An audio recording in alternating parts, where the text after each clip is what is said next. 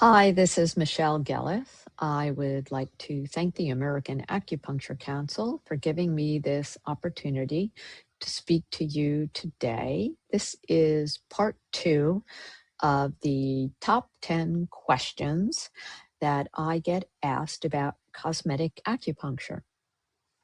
A lot of the answers to these questions came from my book, Treating the Face. It is a comprehensive guide for acupuncturists and health professionals.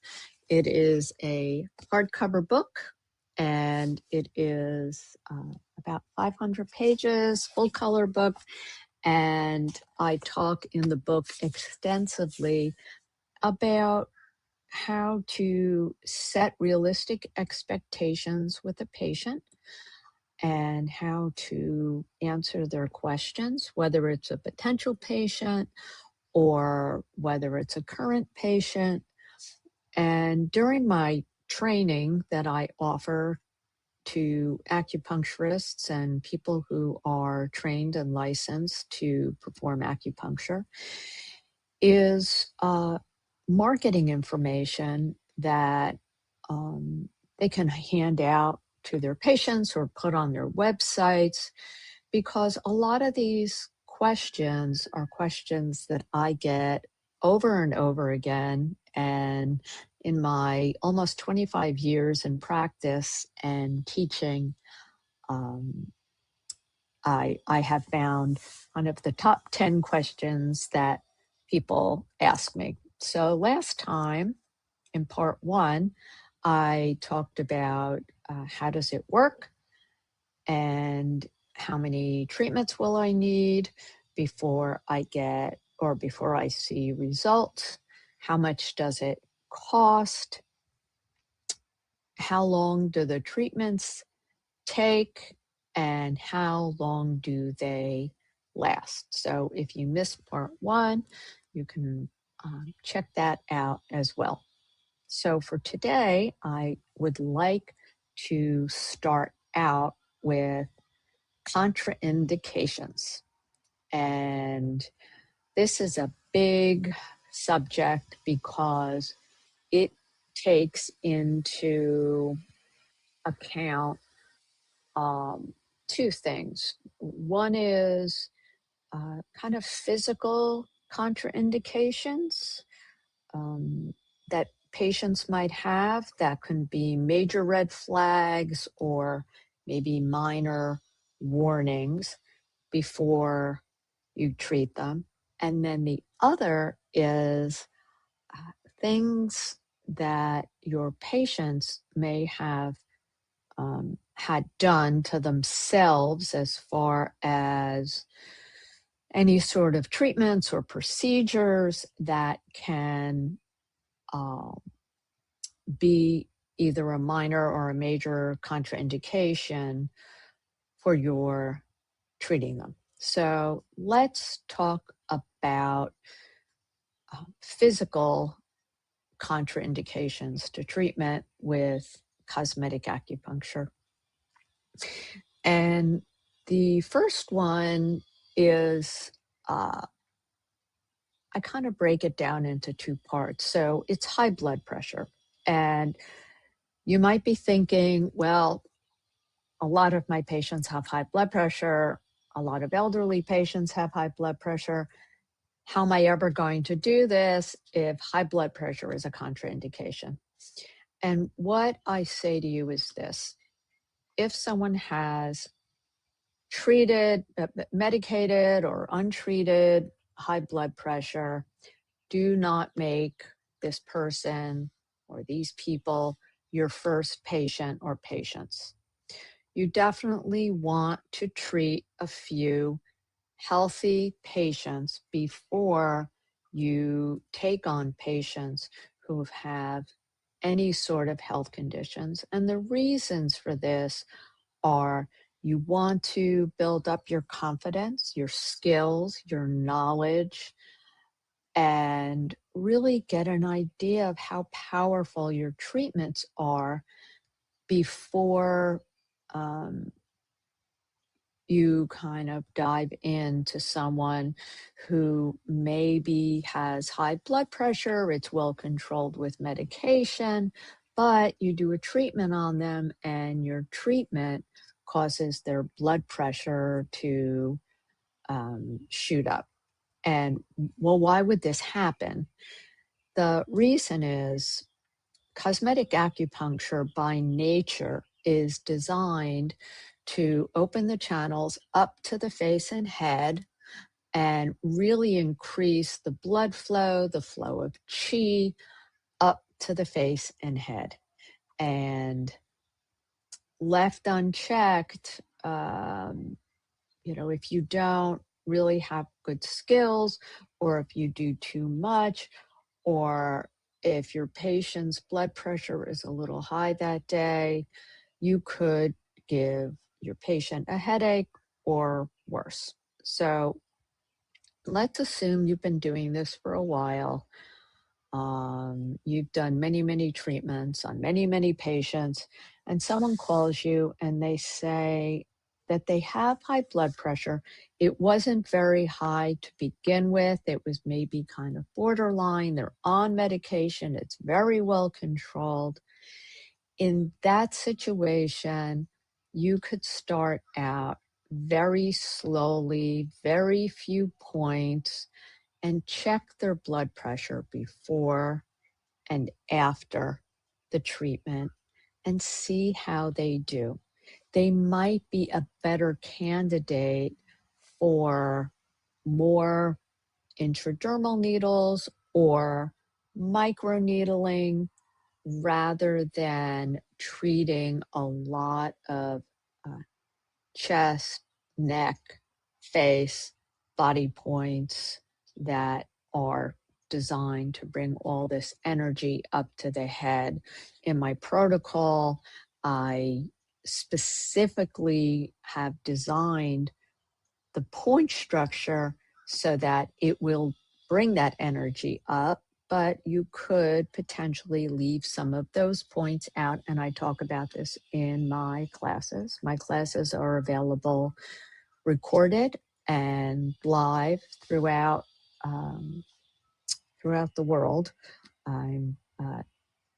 I taught classes all over the world, and you can check out my schedule on facialacupunctureclasses.com and kind of look into some of these concepts and some of the theories behind them. So that is high blood pressure, kind of a big conversation. Also, pregnancy, you do not want to be bringing all this energy up to the face, head, and neck when someone is pregnant. Also, there are points in my protocol that are designed, like large intestine 4, to release things like impurities that would not be good for someone who's pregnant. So pregnancy is a contraindication. People who are just generally unwell, you don't want to be doing cosmetic acupuncture on them. People who are diabetic, have seizure disorders, people who are very, very sensitive to needles. So as far as contraindications, in my book, in my classes, I have a release form, and in it are all the different contraindications and all the reasons for them. So there definitely are some physical contraindications, and you would want to check those out. Additionally, if someone has had Botox recently, you would not want to treat them for about 3 weeks after the Botox treatments, because they take about 2 weeks to settle in. I like to err on the side of caution. And when I say Botox, I mean any neurotoxin, Dysport, Xeomin. I don't know the brand names of all of them. And then after that, they need to find out from whoever injected them exactly where the neurotoxin was injected. People sometimes forget or they're not quite sure, and you want to avoid that area completely because doing cosmetic acupuncture in that area can cause the neurotoxin to wear off. As far as other treatments such as fillers, peels, lasers, any other surgeries on the face, I would direct my patient to the person who did the treatment and have your patient ask that person, when is it safe for me to have cosmetic acupuncture? There are so many treatments out there now. It's impossible for us as practitioners to know for each level of chemical peel or specific laser treatment.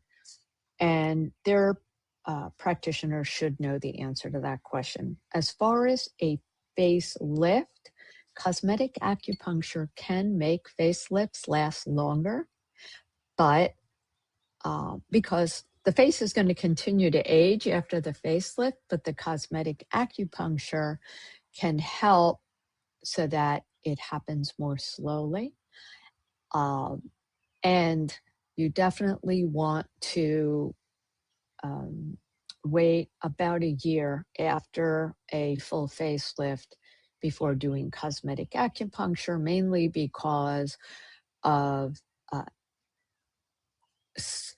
issues that they might have with vascular issues, neuropathy, swelling, those types of things. Okay, the next question that people ask me is, do I need any specialized training before I do cosmetic acupuncture? I mean, I'm an acupuncturist. I know where the acupuncture points in the face are. And the answer is unequivocally yes.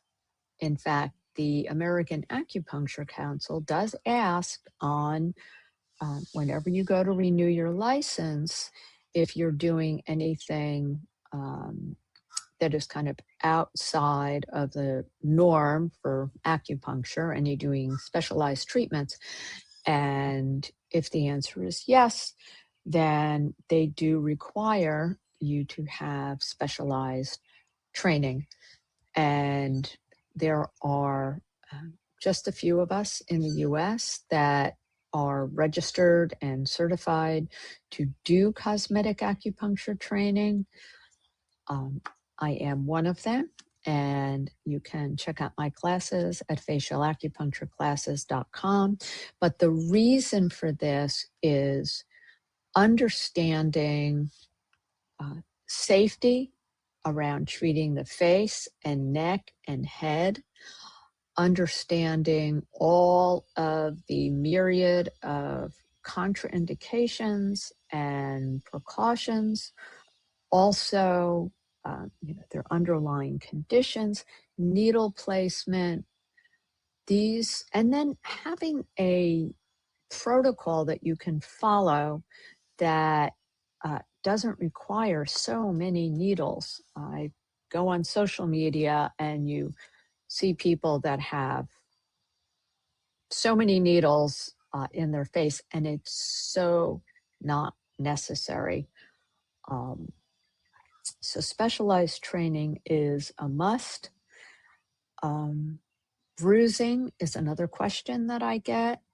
If you are trained properly, if you are using high quality needles and precautionary techniques such as using arnica gel and really understanding the anatomy of the face. My book has a whole anatomy chapter and the unique nature of treating the face, because the face is so heavily vascularized and the muscles are layered. Some are thick, some are thin, some are tiny, some are large, some are deep, some are superficial. Really understanding how to needle the face Understanding good precision needling techniques will really reduce the chance of bruising. I rarely bruise a patient, if ever, anymore. And the last thing is, can cosmetic acupuncture help with other conditions? And the answer is yes. When you know how to treat the face, and in my classes, I teach about facial motor points, submuscular needling, some scalp acupuncture for treating the face.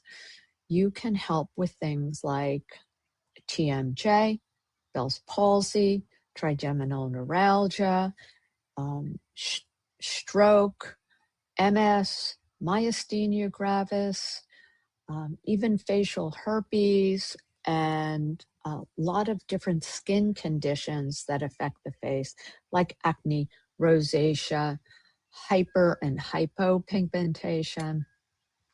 So this all is included in a really good, comprehensive facial and cosmetic acupuncture training, and you can be the facial acupuncture specialist in your area because it is a highly specialized training.